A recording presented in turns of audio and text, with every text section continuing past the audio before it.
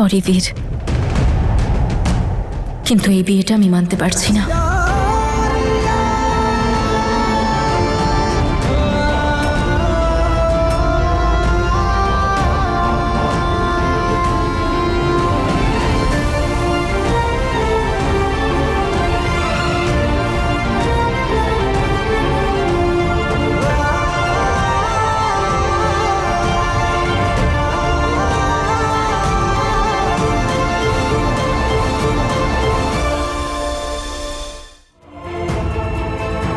আমাকে ক্ষমা করে দেবেন বাবা, কাউকে কষ্ট দেওয়ার কোনো ইচ্ছে নেই আমার,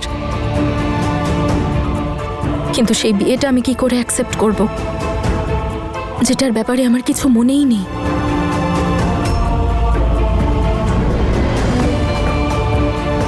কারণ যে বিয়েটার ব্যাপারে আমার মনে আছে সেটা তো অনেকদিন আগেই ভেঙে গেছে। এই আশীর্বাদ হতে পারে না। যতটুকু আমার মনে আছে, আমি এই বাড়ির মেয়ে, আর আমি আমার বাড়ি ছেড়ে কোথাও যাব না।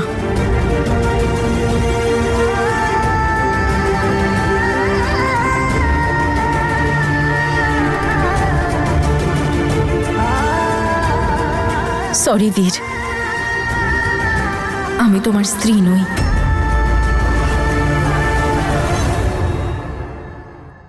নাও বোঝো, যখন অসুস্থ ছিল তখনও আমাদেরকে বিরক্ত করে ছেড়ে দিয়েছিল, আর এখন ঠিক হয়ে গেছে, এখন আরেক সমস্যার কথা বলছে। একদম ঠিক বলেছিল জেসমিন, যদি এই মেয়েটার জ্ঞান ফিরে আসে তাহলে এই বিয়েটা এমনিতেও হবে না। দিদি, আমার তো মনে হচ্ছে ও সব জেনে শুনেই করছে, প্রতিশোধ নিচ্ছে না তো?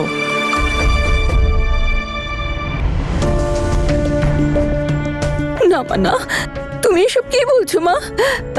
আমি জানি তুমি আমার উপর রেগে আছো, তাই জন্য এসব বলছো না। আমি তোমার সঙ্গে অনেক অন্যায় করেছি, ঠিক করিনি, কিন্তু তুমি আমার ভুলের শাস্তি আমার ছেলেটাকে দিও না মা, প্লিজ। মা, আমি কাউকে কোনো শাস্তি... দেখো মা, মানছি যে তোমার কিচ্ছু মনে নেই, কিন্তু আমরা তো সবাই আছি বলো, এটা সাক্ষী হিসেবে। এক সপ্তাহ আগে ও তোমাকে বিয়ে করেছে আমার ইচ্ছের বিরুদ্ধে, যাতে তোমাকে ও নিজের কাছে রাখতে পারে। মাহি, সিমরান, মা, সবাই মিলে তোমাকে বরণ করে ঘরে তুলেছিল। মা, আপনি বোঝার চেষ্টা করুন একটু। আমার এই বিয়ের ব্যাপারে কিচ্ছু মনে নেই। যে শেষ কথাটা আমার মনে আছে সেটা হলো যে আমি আগুনে পুড়ছিলাম, চিৎকার করছিলাম, আর আমি তো বীরকে ঘেন্না করতাম, কারণ ও আর জেসমিন... বীর ওই লেটারের ব্যাপারটায় রেগে গিয়ে বিয়েটা ভেঙে দিল, আর ওই রেকর্ডিং, তারপর অঙ্গদের সাথে আমার বিয়ে, আর তারপর ওই আগুন, আমার বাচ্চা। আমার এসব ছাড়া আর কিচ্ছু মনে নেই। এই বিয়েটা আমার কাছে মিথ্যে, আর এটাই আমার কাছে একমাত্র সত্যি।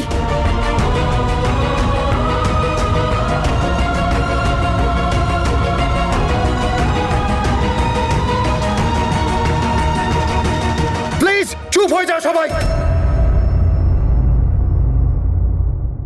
চুপ করো তোমরা সবাই। তনুকে আর কেউ ডিস্টার্ব করো না প্লিজ।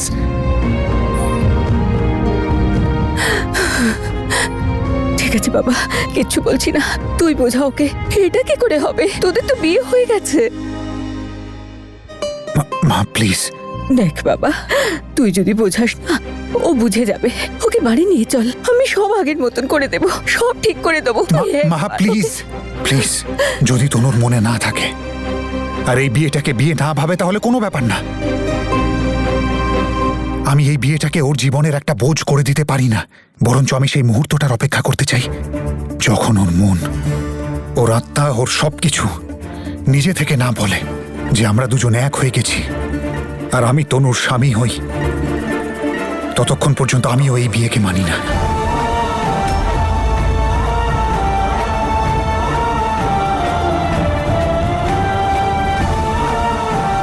আমার জন্য আমার ভালোবাসা, আমার সম্পর্ক একটা প্রার্থনা। আর আমি তোমাদেরকে আগেও বলেছিলাম যে আমি শুধু এই সম্পর্কটাকে নাম দেওয়ার জন্য বিয়ে করছি, তা না হলে তনুর আর আমার মনের ডোর তো অনেক আগেই বাঁধা হয়ে গেছে, যেটা বিয়ের বন্ধনের অনেক ঊর্ধ্বে।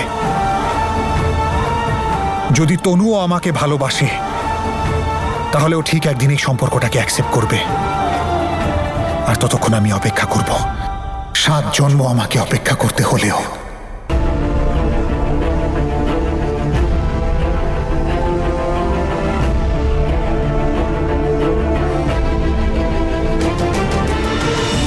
তোমায় কেউ কখনো কোনো ব্যাপারে ফোর্স করবে না তনু। তুমি যেটাতে কমফোর্টেবল সেটাই করো।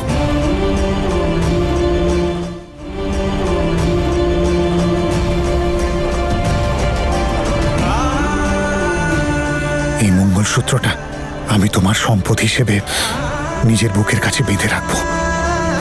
যদি কখনো তোমার মনে হয় যে এটা আমার কাছে নয়, তোমার কাছে থাকা উচিত, তাহলে এসে চেয়ে নিও আমার থেকে। আর যদি সেই মুহূর্ত কখনো না আসে, তাহলেও কোনো ব্যাপার না। তোমার এই সম্পদটাকে তোমার অস্তিত্ব করে আমি সাজিয়ে রাখবো নিজের বুকের ভিতরে।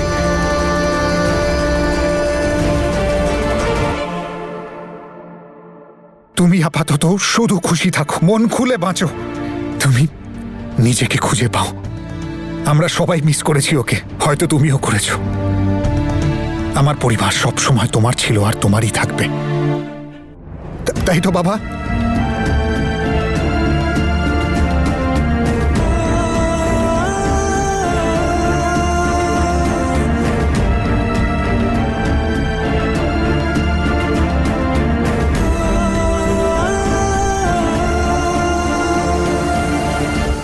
ভুল হলে ক্ষমা করো বাবা।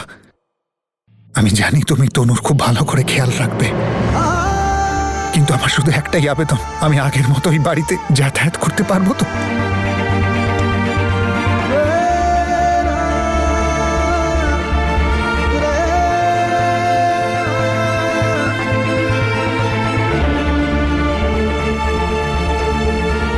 We are best friends, right? Miss করা আর ভুলে যাওয়ার দ্বন্দ্বে এটা তো মাথায় থাকবে না। ব্যাস, আমার আর কিচ্ছু দরকার নেই।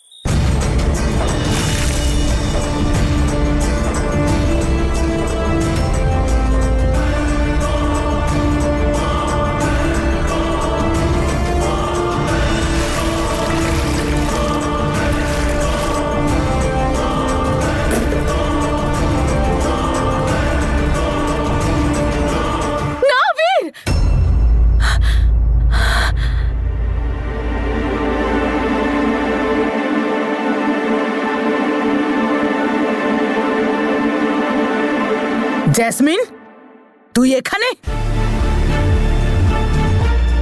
তুই এই বাড়িতে কি করছিস? বেরো এখান থেকে, বেরো, বললাম না বেরো। কিন্তু মা, ও এত রাতে কোথায় যাবে? সকাল অবধি এখানে থাকতে দাও। কি বলছিস কি? 1 মিনিট ওকে আমি এখানে থাকতে দেব না।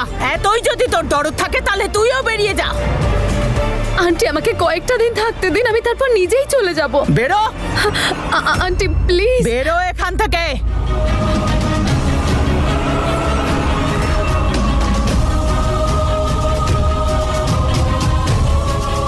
আমি এতটাই কষ্ট তোমাকে ফেরত দেব বীর, ঠিক যতটা আজকে আমি পাচ্ছি। আমি তো শুধু আমার ছেলে আর বৌমাকে নিয়ে যেতে এসেছি। 1 সপ্তাহ আগে তোমাকে বিয়ে করেছিল ও আমার ইচ্ছের বিরুদ্ধে গিয়ে। মা, এই মঙ্গলসূত্র, এই সিঁদুর, এইসব তোমাকে বীর পরিয়েছে মা। তোর আর বীরের বিয়ে 1 সপ্তাহ আগে হয়েছে।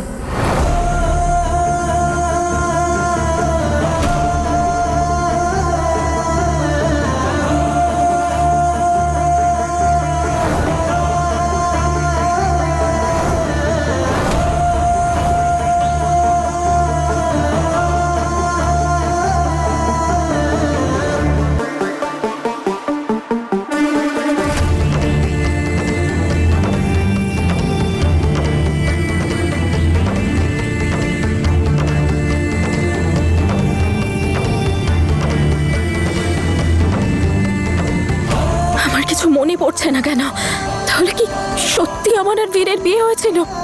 আর তাও সবার পারমিশনের বিরুদ্ধে, মায়ের ইচ্ছের বিরুদ্ধে। এখন আমার ভালোবাসা সেই পর্যায়ে পৌঁছে গেছে তনু, যেখানে না তোমাকে পাওয়ার খুশি আছে আর না তোমায় হারাবার ভয়। বীর খুব ভালো করে জানে আমি এরকম সম্পর্ক কখনো অ্যাকসেপ্ট করব না যেটা সবার ইচ্ছের বিরুদ্ধে। তাহলে কি এমন হলো ওর? তুমি আমার আত্মায় মিশে রয়েছ, শুধুমাত্র মৃত্যুই আমাদের আলাদা করতে পারে।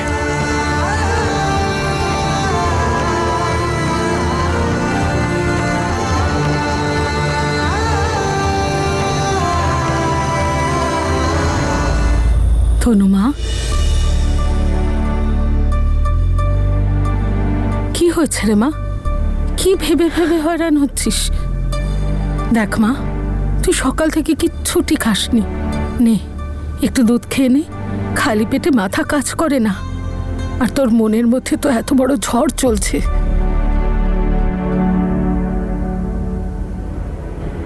এত রাতে কি হতে পারে?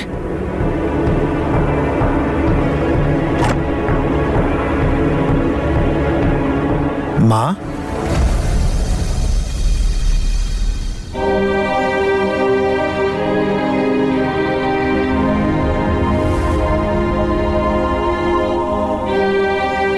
আমাকে ক্ষমা করে দে বাবা, আমাকে ক্ষমা করে দে।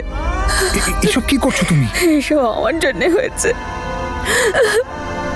তোর এই অবস্থার জন্য আমি দায়ী। যদি তোকে আর তনুকে আমি বাড়ি থেকে বের না করে দিতাম, তাহলে তনু তোর সঙ্গে থাকতো, ও এখানেই থাকতো। ও তোকে বুঝতে পারতো, তোর ভালোবাসাটা বুঝতে পারতো।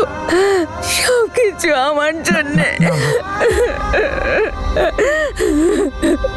কিসব বলছো তুমি? মা, তুমি প্লিজ আমায় একটু হেল্প করো। চিন্তায় চিন্তায় আমার মাথাটা খারাপ হয়ে যাচ্ছে। এত কিছু ঘটে গেছে আর আমার কিছু মনেই নেই। জানি না কি হয়েছে আমার সাথে, আমি কি করে, কে আমার বন্ধু, কে আমার শত্রু, আমি কিচ্ছু বুঝতে পারছি না। এখন তো আমার ভয় করছে, কে জানে আবার কোন সত্যি আমার সামনে এসে দাঁড়ায়।